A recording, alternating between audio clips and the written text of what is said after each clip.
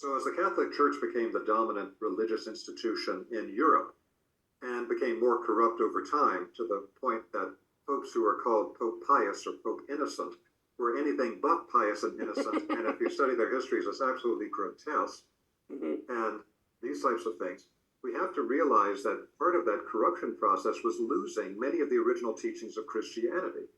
So, for example, if you go back to the original church father Origen, writing in the 3rd century AD in Alexandria, Egypt, his masterpieces, like his book On First Principles, he's describing there reincarnation. Reincarnation was a Christian teaching until a later Catholic Church Council took it out of Christianity. They refer to it as the transmigration of souls. And so you've lost something pretty essential if you don't understand that this life is one bead on a chain and it's not the end. Many other traditions didn't take out reincarnation from their teachings. There's really only the 3 monotheistic traditions. It all grew out of Judaism, then you had Christianity, then you had Islam. The external aspects of these 3 religions don't teach reincarnation. But the internal initiate forms of these traditions have always known that reincarnation is a fact. You can find Kabbalistic rabbis who talk about reincarnation, but it wasn't something for the public. But virtually every other tradition in the planet, other than the monotheistic traditions, taught reincarnation, and particularly in the East, they still do. So if you're a Tibetan, you're just going to take for granted, like, oh yeah, I've been here before and I'm going to come back again. So there is a whole aspect of this about what do we take from the tradition that's worthwhile, but what dogmas that we had to face and we had to work through, particularly the fear programming and guilt programming that they often, from a very young age, put into people, which made it very difficult to overcome their psychological domination. These are things that we have to get very clear about if that's what you grew up in.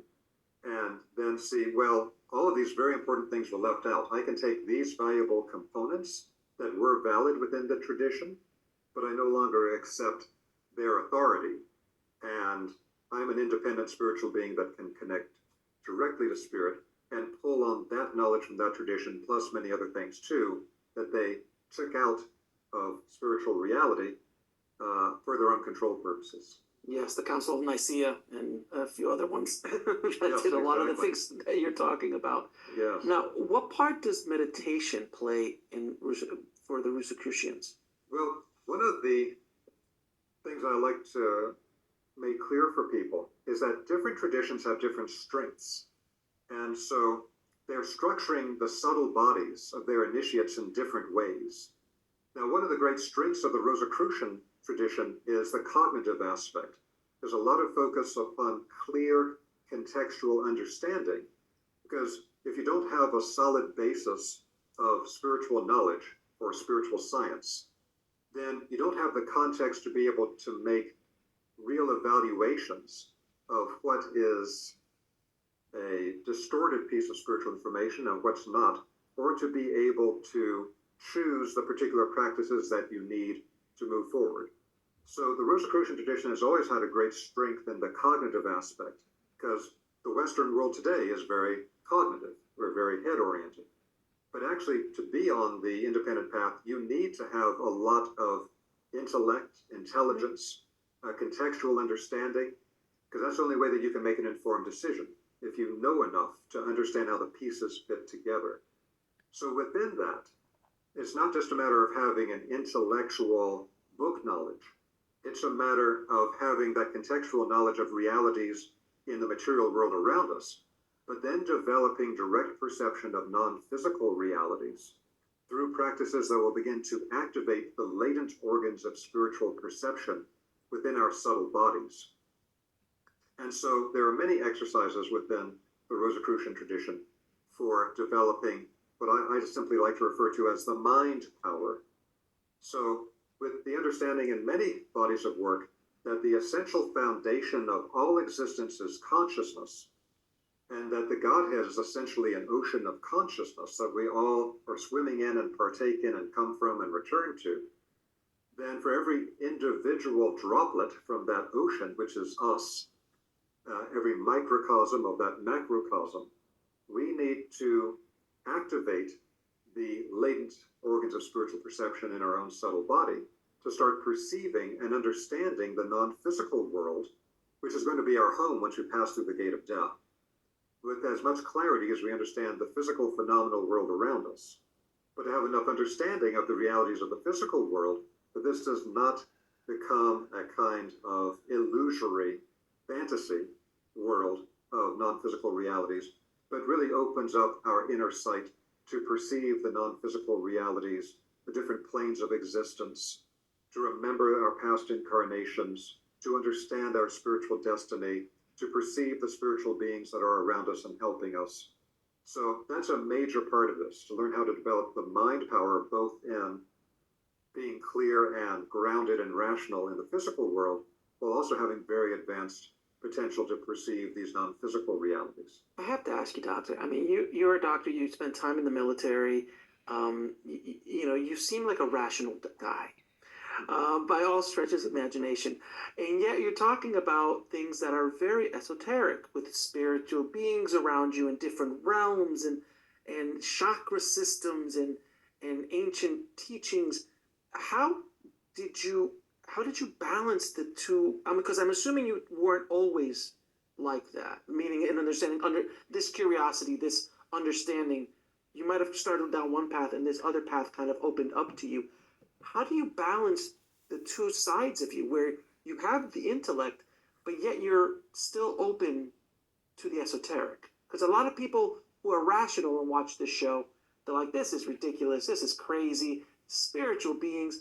But that's why I love having guests like you, who are started in a very grounded place, and yet still hold the grounded ideas, but yet are open to do. And it's a beautiful balance of the two, because as a human, we have to have a balance of the material and the spiritual. Would you agree? Yes. So I think the challenge comes in with, it's not the ability to have logical, linear, rational thinking that makes us materialistic. It's the culture that we're in and what happened in historical development, where to try to get free of the coercive power of the Catholic Church in the West, the people that used to be natural scientists and got suppressed or killed by the Inquisition in the beginning, they couldn't do free scientific inquiry. They had to get to a place where they created something that says, like, well, we're going to completely put all non-physical realities aside. There's nothing but the material plane. Screw everything spiritual, everything religious. That's nothing but a control structure. And so modern science developed within this materialistic framework that essentially became a new religion. Now, this has happened to many other religions, that somebody has some great understanding, some great awakening, and they say, oh, well, that old religion is outdated or is too suppressive or something, or here's another fantastic religion. But then they just become the new dogmatic religion. And this has happened throughout human history. The exact same thing happened here. Modern materialistic, atheistic science is nothing but a new religion. And it is at least as suppressive, although it may not kill people the way that happened in the past, it still does its best to destroy anyone that's daring to talk about anything outside of their dogmatic orthodoxy, which is that nothing beyond the material plane exists. We're an accident of chemical evolution, despite all the evidence to the contrary, that any really logical linear thinker could see there's too much evidence for what they call self-organization, for it all just to be happening randomly. It doesn't even make any sense. To really open up to perceive that the material is just one level of this.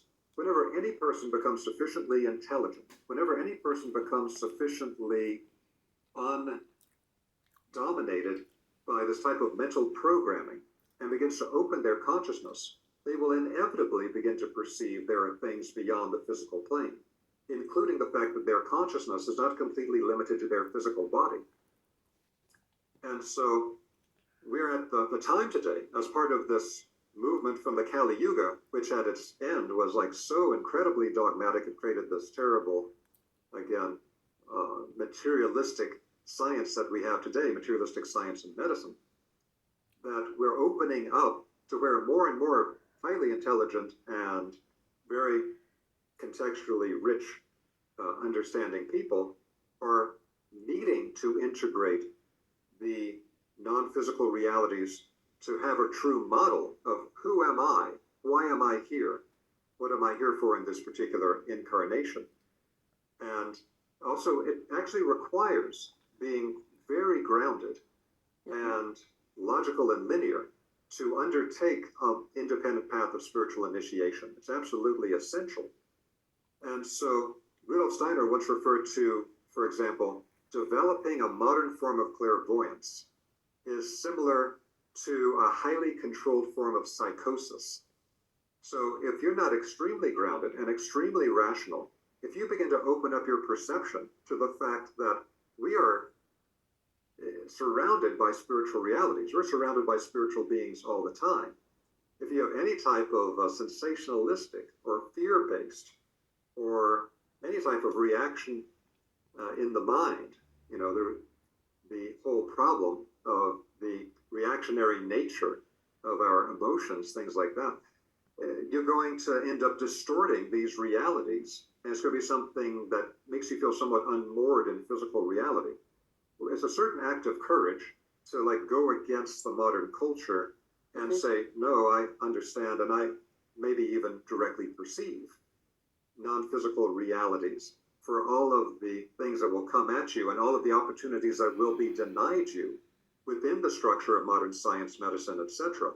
Once you say this, because then you're a heretic, you're cast out of the church of materialism. But it's the only way forward.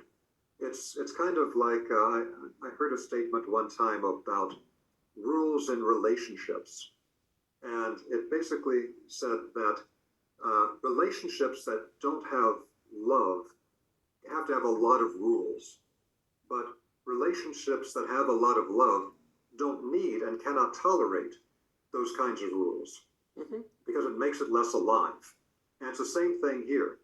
Your active, discerning mind, if you're at a certain stage of development, you simply can't tolerate and you can no longer accept that religious dogma of materialism at that point forward. But it doesn't mean that you have to just flop back to the old way of, well, now I'm going to become a devout whatever. Right. That's just kind of an opposite pendulum swing. And we see pendulum swings all the time. Things went too far this way. I'm a dogmatic whatever. And then, well, now I'm a complete materialistic atheist. It's like, well, neither of those are balanced. Let's see if we can come back to the center. And it's much more helpful to always think in terms of really everything in life, not as this is good and this is bad as an opposite polarity, but good is in the center, and what would be, metaphorically speaking, bad is an unbalanced polarity to either side.